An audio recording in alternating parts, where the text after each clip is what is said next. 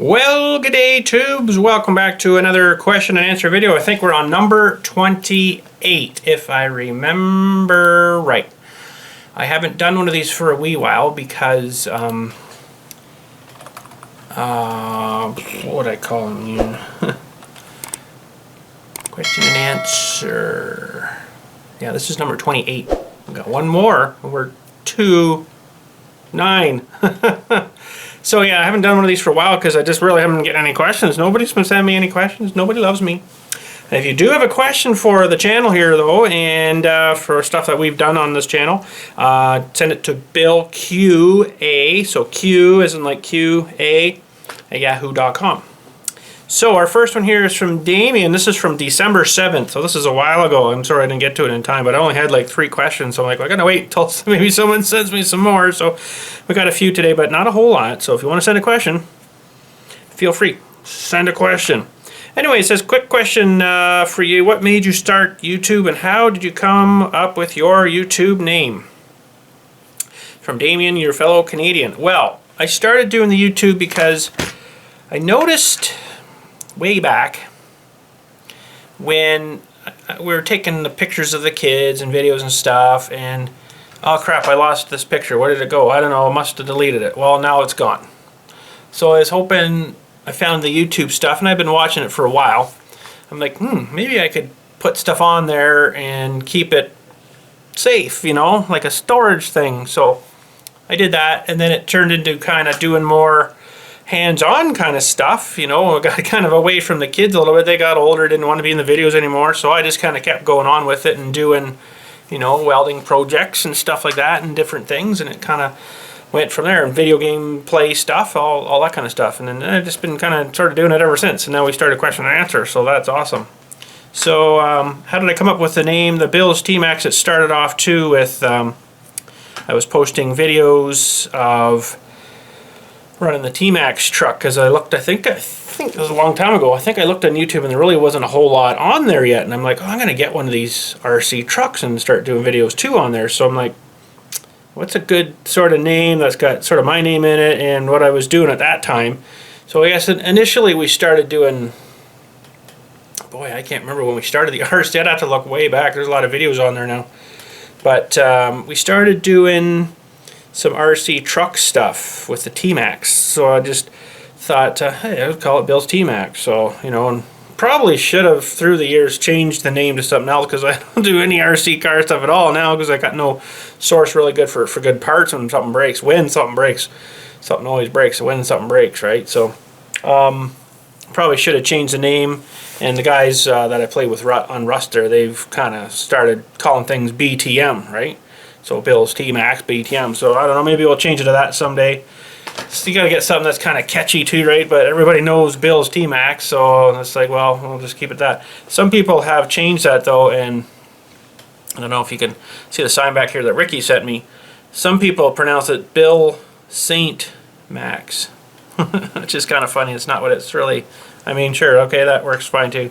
Saint Max. But anyways, that's from Ricky. He lives in Florida. Sent me that sign a long time ago, so thanks, Ricky. It still works too. I just don't turn it on too often, but anyways, still good.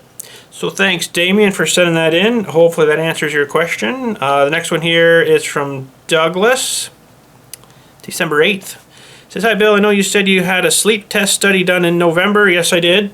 Last I heard, you said you hadn't got the results back yet. I did get results finally. They're not too quick on things, of course, you know, because they're doctors. They take forever.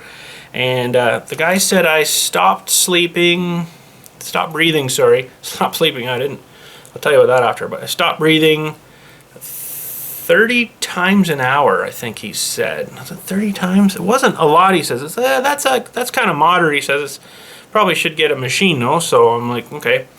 So left that, and there was a prescription sent down to a place down here that does the machines. Well, I went to see this lady, and that was like probably sometime in November too, maybe early December. Went to see her, and she's like, well, we got no machines right now. We'll keep you on a waiting list. I'm like, what do you mean you got no machines? oh no, they had a huge recall down, and right now all the machines everywhere have been sent all back, you know, and then they're replacing everybody's machines, so they're gonna have to make all these new machines. So there's no machines until they. What the heck I got on me? They got no machines, the breathing machines, until they get everybody else's recalls looked after. I'm like, really? So I still, and this is what, February 22nd, still haven't heard back from her. So I don't know. Maybe I'll never get one. But anyways, so like I said, I stopped breathing this many times. I'm like, dude, I don't know how you got that number, because I really didn't sleep at all. I was like every hour, oh God, it's only 2 a.m. Oh man, it's only 3 a.m. Like, that's not a very good sleep. I don't know, all this crap all hooked to you. Do I still have a picture? Hang on a sec. Give me 1 second here.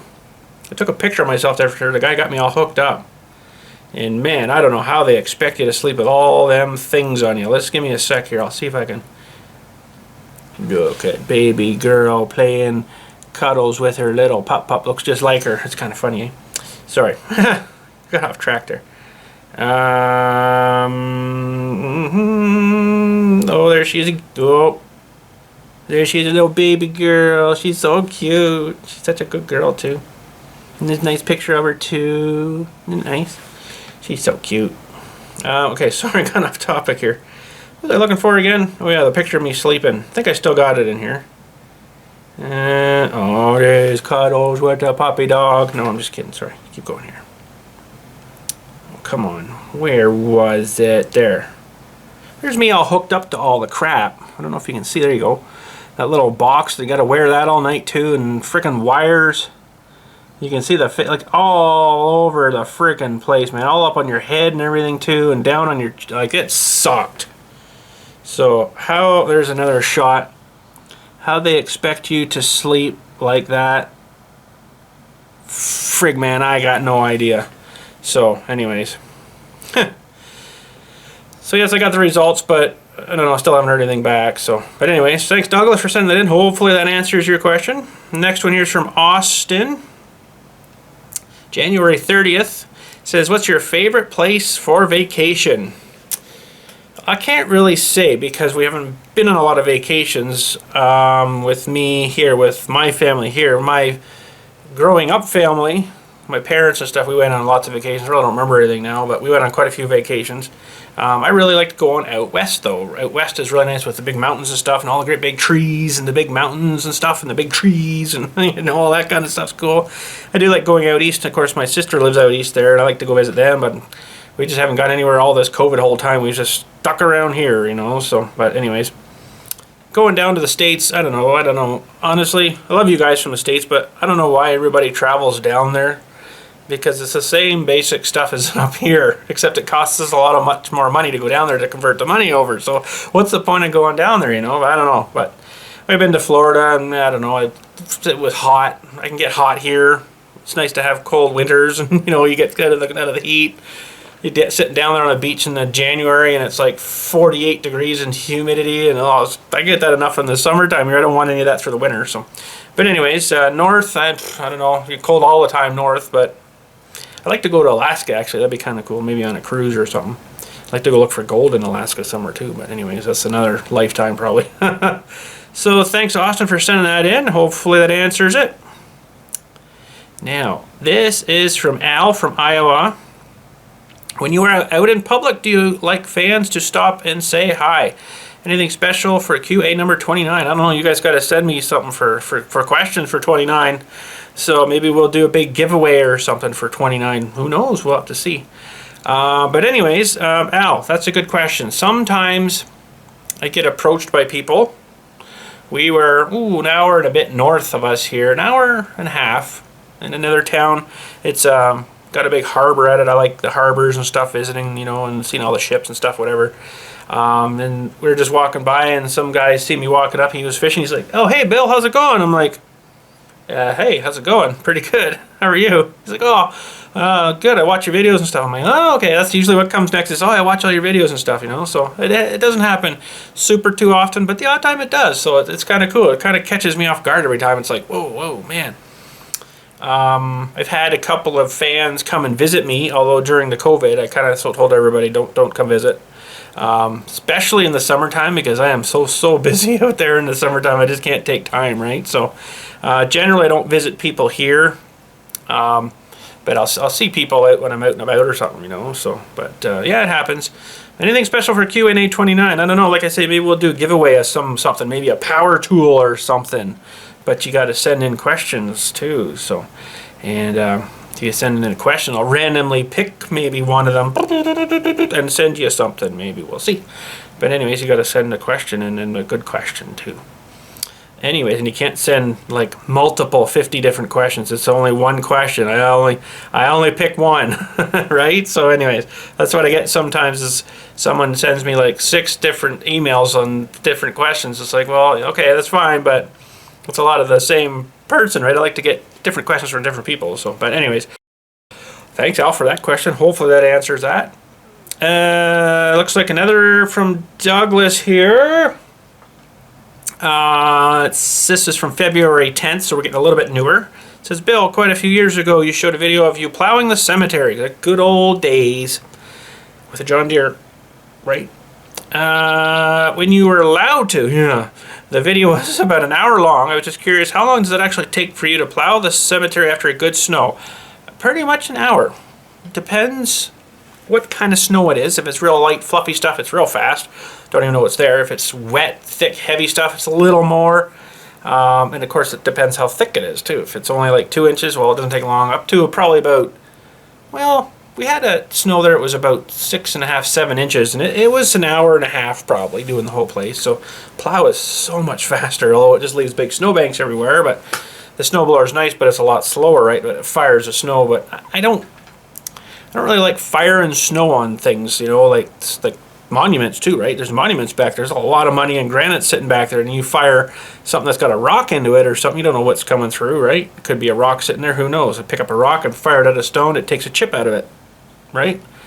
Oh, something chipped my stone. Oh, dude, I don't know. And it was me because I didn't know there was a rock there. So I do kind of like the blade better. It does a lot nicer job to it. And it scrapes down. It's got good down pressure. If you got some hard, icy crap, you can rip that off, right? So. And how long does it take you to mow the whole cemetery? That's a good question. It's pretty much, it doesn't have a time limit. It's just constant. I try to do a section a day and trim usually in the early spring, every 2 cuts I'll do a trim, and in the later summer I can get away with maybe doing 3 cuts and then a trim. It just depends how much the weeds are growing. Weeds never stop growing. They always grow even if it's dry out. So. But it's the trimming that's really tedious. It takes a lot of time. But last summer I had Dylan help me quite a bit. He was co-oping with me with his co-ops, like a job placement thing from high school. Don't know if you guys have those down there, if it's called something else down there or wherever you're from. But so he was helping me with it, and boy, second person, man, it was just like, we're done. We're done. It's like, wow, that is so much nicer. Instead of, me coming down this row and then turning and coming up this row, I've done this row, and then I jump a row, and I come over here, and then he jumps, and so it's like boom, boom, boom, boom. So basically you're cutting the whole section in half. So if there's, say, 20 rows, you only have to do 10. Like, this is so much simpler. But anyways, it looks like probably this year I'll be doing it all myself again, so I could probably use the exercise anyways. So how long does it take you to mow mow the whole cemetery and all the headstones? Yeah, so it's probably, I don't generally get out cutting on the weekend, which is nice.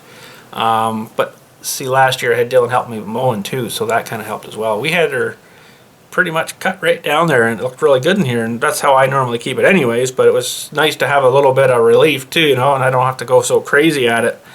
By myself though, oh man, somehow it gets done. Some days I gotta do 3 sections, get 3 sections mowed and then maybe trim one, and then next day trim or cut another 3 sections and then trim one, kind of keep up to it that way. But you got to remember, I'm also meeting with people, selling plots, digging graves, and doing funerals as well, answering phones and returning phone calls. So you know what, it's a big job for one person. But anyways, I've done that for 18 years now, believe it or not.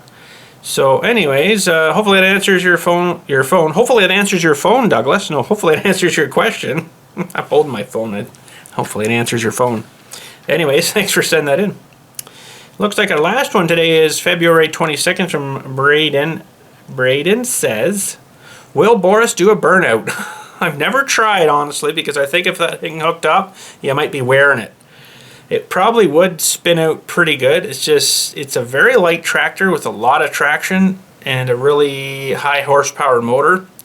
Normally those things were 22, 23 horse, so this thing's 100 now. Now mind you, the engine's a lot heavier, but that's got a lot more torque, and I think you might end up doing like that if you try to do a burnout. You might flip it over on top of yourself. It'd be pretty freaking scary. Oh, it got dark all of a sudden. Whoa. No, my screen went dark. So I know it'll kind of burn out real good if you want to call it burnout. If you're on slippery stuff like ice, I had to move it one day and I got it out and I just burped the throttle like vroom. I'm like, holy crap. It's getting it out on me. That was kind of scary, but yeah. Anyways, we'll have to get old Boris out and go for a tour one day. That'd be awesome. Will Boris do a burnout? I don't know. I don't want to try that.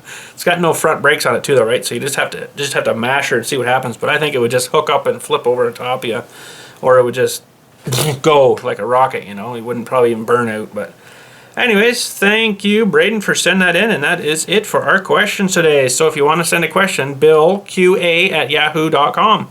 Next one is 29, and if I get a lot of questions,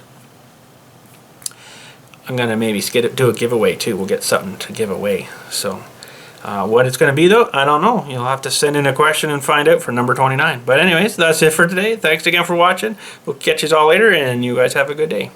Send a question. How's this thing work?